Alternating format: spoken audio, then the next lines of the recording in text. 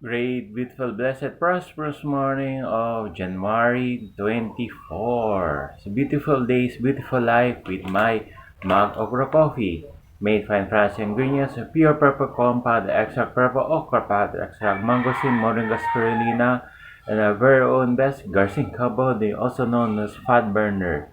Sa gusto nyo magpapa-physically fit and healthy alert, papa-sexy, magandang katawan, or pampatanggal ng bilbil, take my mug of coffee 30 minutes before mealtime. Pagising sa umaga or pag take ng before taking lunch or dinner before going to work, take mug of coffee. Then count the time 30 minutes. After 30 minutes, pwede na kayo kumain. So, pagising kayo umaga, take mug of coffee before a meal, 30 minutes. Pero para hindi kayo magutuman, pwede kayo magtinapay. Kasi lightweight naman siya. Kasi after 30 minutes, pwede na kayo mag-full or heavy breakfast. Kasi ang purpose ng mug of coffee, kailangan mo empty stomach. Lilinisin ang kanyang colon or bituka. Sa mga nakadikit na toxin, lalabas lahat. Dissolve.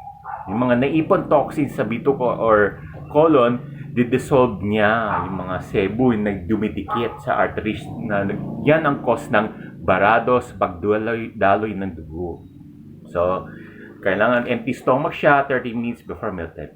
Pero kung hindi kayo makatiis, pwede naman kayo magtinapay. Basta tinapay lang, okay? So, I have here sa full blast of my macro coffee. Nakamix na po siya. So, add water lang po. Kasi mocha flavor.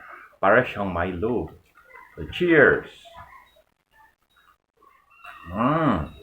Delicious. Dagdag ko ba? Kasi masarap. Depends on my choice. Kasi ako gusto ko naman mag-add ng water. Para siyang mild. Kasi meron siyang mocha flavor. So, cheers! Delicious.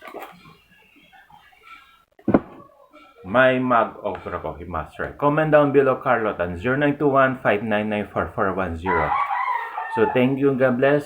Happy morning to all. Not only pangkalusugan, but meron din kami pangkabuhayan. Sa gusto maging dealership or membership or avail less 25% discount, member now. Contact number below 0921-599-4410.